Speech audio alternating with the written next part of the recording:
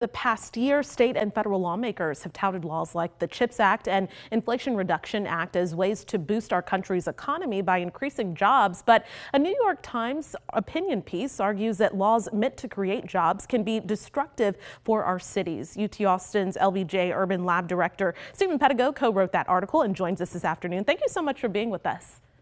Thanks for having me. Good to be with y'all. So you say these types of laws might be necessary and will yield benefits and jobs for years to come. But what do you believe are those unintended consequences on state as well as local governments? Yeah, that's a great question. So, the CHIPS Act and the IRA, as you mentioned, were really set to unleash a new sort of industrial policy across the U.S., particularly the IRA, which was focused on the idea of trying to get more money to companies to be able to do work around clean tech and clean energy investments.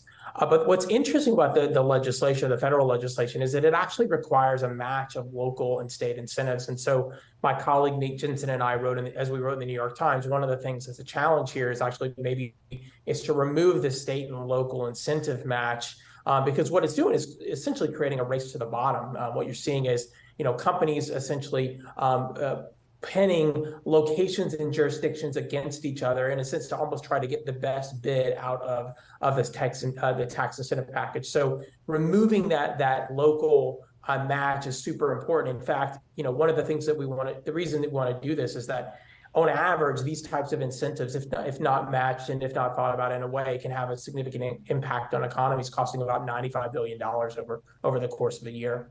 Okay, and you touched on this, but what other steps can be taken to really ensure that the local municipalities and their budgets aren't negatively impacted by the incentives given out to these major companies? Yeah, first and foremost, I think the first thing that I think when you look at the IRA and the CHIPS Act, I think the first thing we can do is actually try to go back and reevaluate the legislation and try to remove the match. But reality is that's probably not going to happen in a very divided Congress that we have today. So what are some things that we could do? First and foremost, adding some transparencies to the way these incentive deals are done. A lot of these incentive deals are done behind closed doors, and the investments it's made is not actually made quite public to the public about how those are done. So greater transparency is one.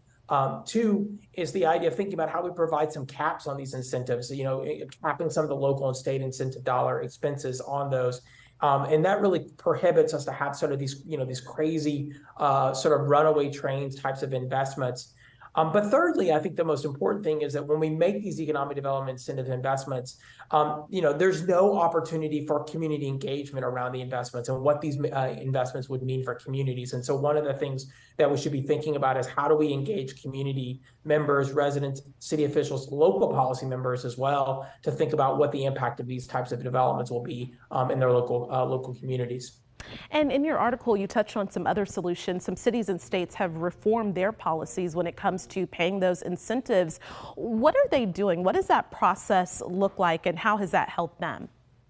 Yeah, I think one of the most interesting examples across the country is actually in Kansas City, where Kansas City, Missouri, and Kansas City, Kansas actually kind of have a handshake deal saying that they actually won't bid on incentives across each other. So a lot of times in this sort of cross-regional alliances at Farm can actually help put some of these incentive deals in check. And that's a really great example that came out of around Amazon, if you remember, a few years back when the cities were competing for that investment.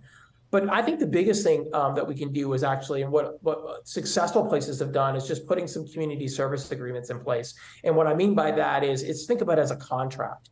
And that is a contract for the amount of incentive dollars that are going to be given, or public dollars given to a company.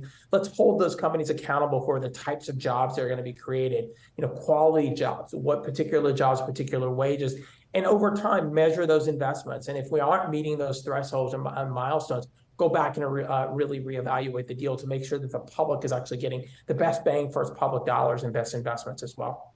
Okay, Steven Pedigo from UT Austin, thank you so much again for joining us and taking time to be with us. Thanks for having me.